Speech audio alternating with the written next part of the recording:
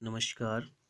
BSc part first के physical chemistry के chapter liquid state में आज हम स्ट्रक्चर ऑफ लिक्विड्स अर्थात द्रवों की संरचना का अध्ययन करेंगे।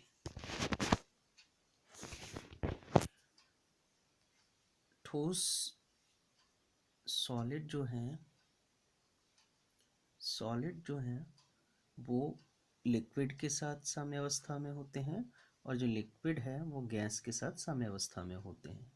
ठीक है, तो सॉलिड और लिक्विड की साम्यावस्था जब साम्यावस्था में होते हैं तो जो लिक्विड की स्ट्रक्चर है उसको जो सिद्धांत समझाता है वो सिद्धांत था हमारा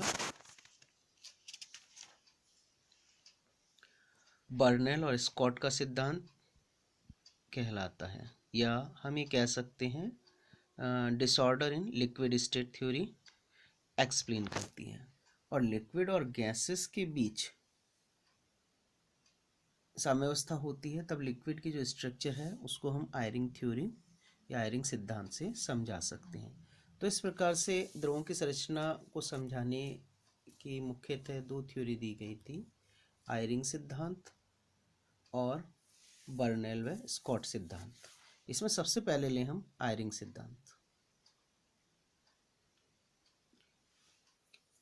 आयरिंग सिद्धांत में बताया गया कि जो द्रव है उसके मध्य कुछ ऐसा रिक्त स्थान होता है जिसमें अणुओं द्वारा वह इस रिक्त स्थान घेरा हुआ नहीं होता है। ठीक है, ऐसे स्थान को हम फ्री वॉल्यूम या मुक्त स्थान कहते हैं। जैसे हम स्ट्रक्चर में देखें, जो द्रव है इसमें मान लो एक द्रव का एक अणु जो है वो दूसरे द्रव के अणु से बिल्कुल क्लोज रूप से पैकिंग किया हुआ होता है। तो ये जो अणु है ये अणु एक तरह से ठोस व्यवस्था दर्शाता है, लेकिन कुछ अणु ऐसे होते हैं जिनमें जैसे इन अणु ये हम लें तो इन अणु में इस तरह से एकदम संकुलन व्यवस्था नहीं होती है, उनमें कुछ रिक्त स्थान होता है। इस रिक्त स्थान को हम फ्री वॉल्यूम में मुक्त आयतन कहते हैं। तो जब हम किसी द्रव का दाब 1 से 1000 वायुमंडलीय तक बढ़ाते हैं तो द्रव का संपीड़न होता है या कंप्रेशन होता है। तो द्रव का कुल हम ये कह सकते हैं कि 3% तक द्रव जो है संपीड़ित हो सकता है, यानी द्रव का जो कुल आयतन है उसका 3% तक जो है द्रव संपीड़ित हो जाता है। यह संपीड़न क्यों होगा? यह है मुक्त स्थान के कारण होगा कि अगर द्रव में फ्री वॉल्यूम मुक्त स्थान होगा तो ही संपीड़न होगा, अगर मुक्त स्थान नहीं होगा तो संपीड़न नहीं होगा। तो हम ये कह सकते हैं कि जब हम प्रेशर बढ़ाते हैं तो 3% तक संपीड़ित हो जाता है।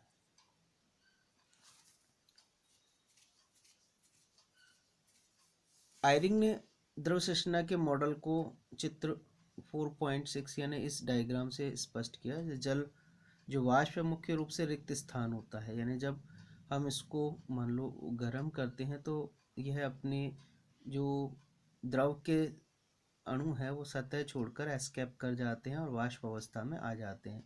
तो वाष्प अवस्था में आने पर क्या होगा कि इनमें रिक्तियाँ या बढ़ जाती हैं। इन रिक्तियों में यह क्या करता है, ये अणु घूम सकते हैं।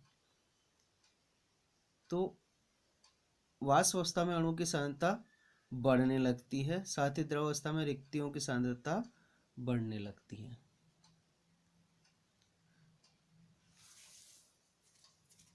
तो हम ये कह सकते हैं कि इस अवस्था में वाष्प का घनत्व तो बढ़ता जाता है और द्रव का घनत्व घटता जाता है। यह क्रम तब तक चलता रहता है जब तक कि क्रांतिक बिंदु नहीं आ जाता है, यानी क्रिटिकल पॉइंट नहीं आ जाता। साम्यावस्था में द्रवता वाष्प का औसत घनत्व एक स्थिरांक होना चाहिए, लेकिन वास्तव में ताप के साथ इस प्रकार की रेखीय कमी आती है, यानी जो औसत घनत्व है वो हमारा रो एवी यानी रो एवरेज होना चाहिए, औसत घनत्व होना चाहिए, लेकिन वास्तव में ताप के साथ एक रेखीय कमी आती है जो कि क्या है, rho AV equal to rho naught minus AT. यहाँ रो नॉट और ए स्थिरांक के जो पदार्थ की प्रकृति पर निर्भर करते हैं।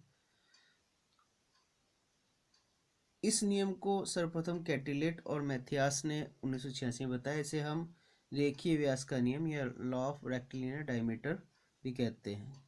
यानी हम ये देखिए कि सामान्य ताप T/Tc और सामान्य ताप P/Pc के मध्य अगर हम ग्राफ प्लॉट करते हैं तो वो ग्राफ इस तरह से आता है। तो जब अगर हम इसका सामान्यित दाब निकालते हैं तो वो क्या होगा, लॉ ऑफ रेक्टिलिनियर डायमीटर या रेखीय व्यास के नियम से हम निकाल सकते हैं। वो किस तरह से, यानी इस टेम्परेचर पर हम, जैसे इस टेम्परेचर पर हमने इसका अगर दाब लिखें तो दाब, ये दो दाब आएंगे, दो मान होंगे दाब के, इन दोनों मानों का अगर हम औसत निकालें तो वो ये आएगा। इसी तरह से इस टेम्परेचर पर अगर हम दाब देखें तो इन दोनों दाब का जो औसत होगा वो ये आएगा। इसी तरह से इस टेम्परेचर पर अगर हम दाब देखें तो ये दोनों दाब का औसत ये आएगा। तो इस तरह से हम औसत निकाल कर एक लाइन खींचते हैं। तो ये हमारा जो है इस प्लॉट का एक शार्प पॉइंट बताता है। ठीक है, तो ये समानित दाब होगा।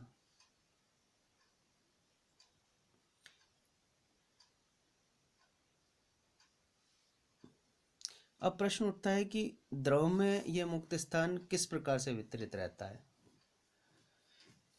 आयरिंग ने बताया हमने कि जो अणु है, अगर इनमें अगर हम देखें, मान लो ये द्रव के अणु हैं, इन द्रव के अणुओं में इनका आयतन अगर हम लिखें तो पूरे द्रव के अणुओं का आयतन जो है, इस द्रव के अणुओं का आयतन V है।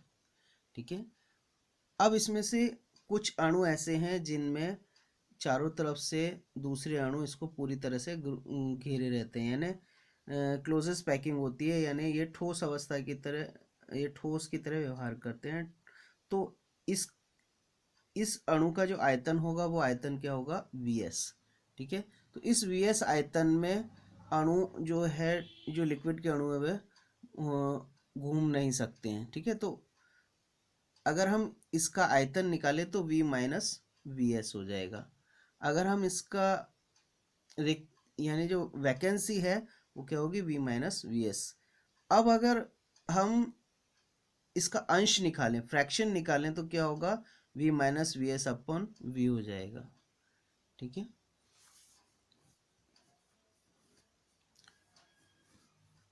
और शेष बचे हुए अणुओं का अंश Vs अपॉन V होगा, जो कि ठोस अणुओं का अंश होगा। ठीक है, तो आयरिंग और री ने एक परमाणु द्रवावस्था में ऊष्माधारिता को निम्न समीकरण से व्यक्त किया। Cv इक्वल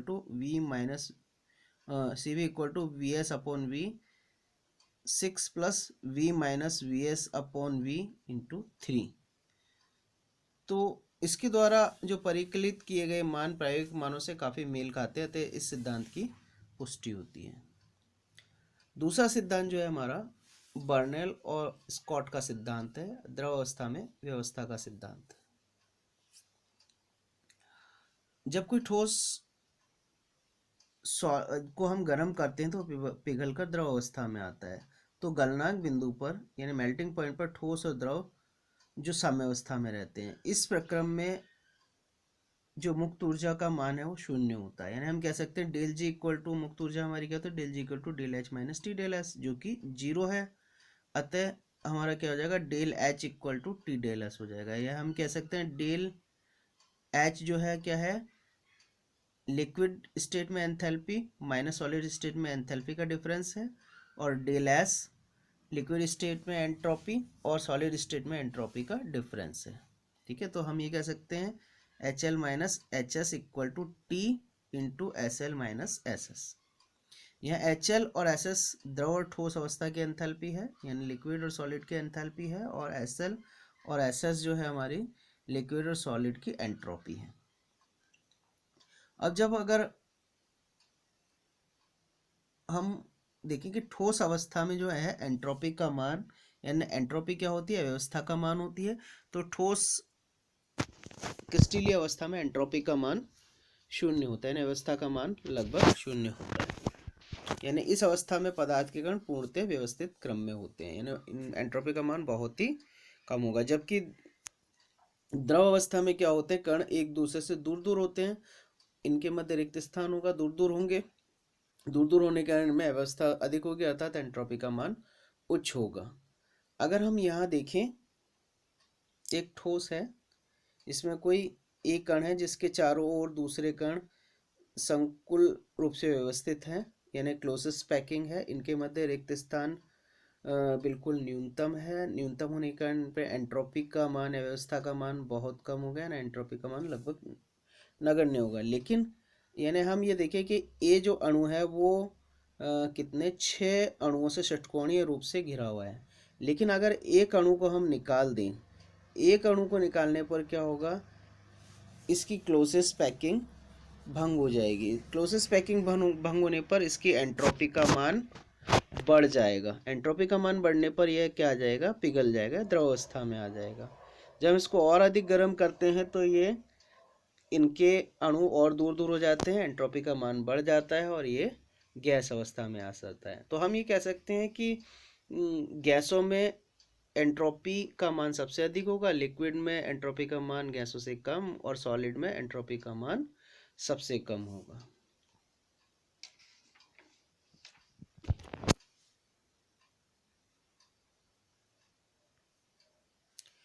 अब हम देखें द्रव जल की संरचना।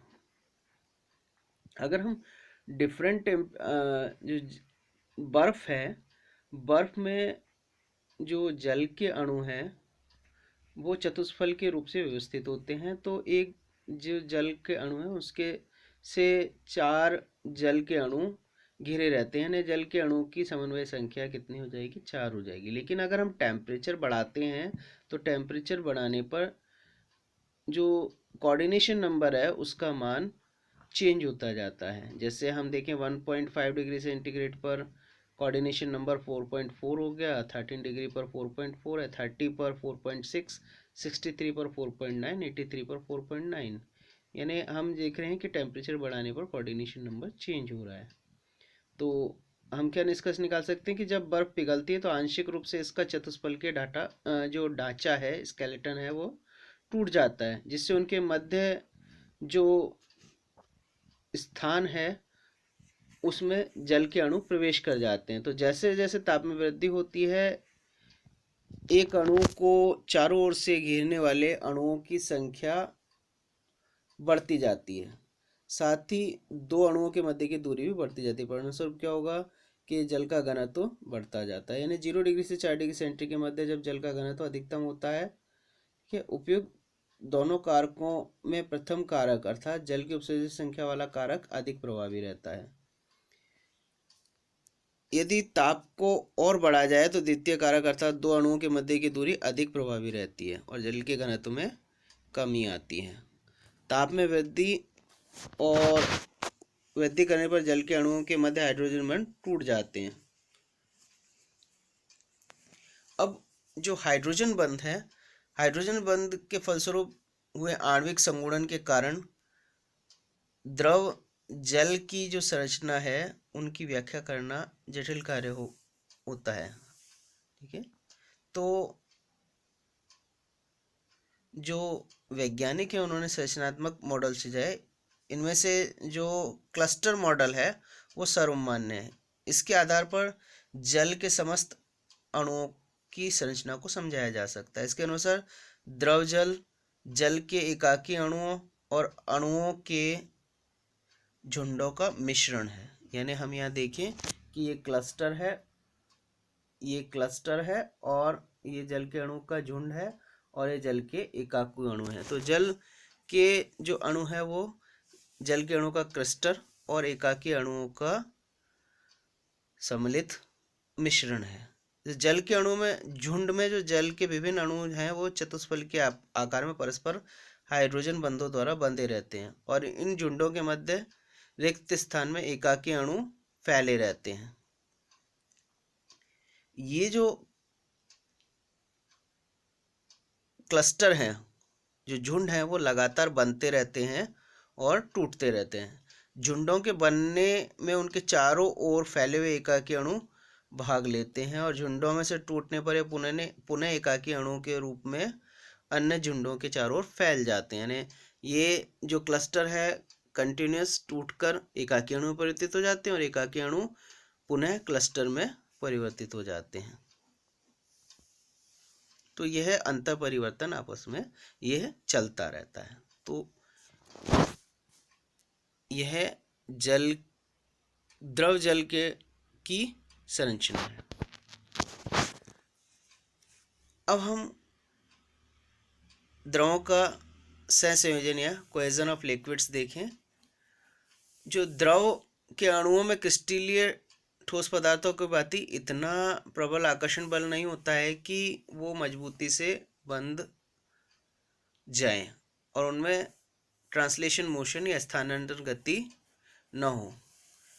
यानी जो द्रव के अणु हैं उनमें ठोस के समान बहुत अधिक प्रबल आकर्षण बल नहीं होता है और ना ही वो गैस की भांति इतने अधिक स्वतंत्र होते हैं कि उनके मध्य आकर्षण बल नगण्य हो जाए। यानी द्रव के अणुओं के मध्य ठोसों से आकर्षण बल कम होता है और गैसों से आकर्षण बल अधिक होता है। द्रव के अणुओं के मध्य जो आकर्षण बल होता है वो इतना होता है कि ये द्रव के अणु परस्पर बंधे हुए होते हैं, केवल उन अणुओं को छोड़कर जो सामान्य तापक्रम पर वाष्पित हो जाते हैं और वाष्पित होकर द्रव की सतह को छोड़कर बाहर निकल जाते हैं। तो जो अणु द्रव की सतह के अंदर होते हैं उनके मध्य एक प्रकार का आकर्षण बल होता है। इस आकर्षण बल को हम कोहेजन ऑफ लिक्विड या द्रवों का सहसंयोजन कहते हैं। और थर्मोडायनेमिक कंसिडरेशन के आधार पर इन कोहेजन फोर्सेस जो है सहसंयोजन बलों की मात्रा का परिकलन कर सकते हैं। तो यह द्रव का संयोजन और लिक्विड वाटर के स्ट्रक्चर और साथ में जो द्रवों की संरचना को स्पष्ट करने के दो सिद्धांत हमारे आयरिंग सिद्धांत और बर्नौली और स्कॉट सिद्धांत थे। Thank you.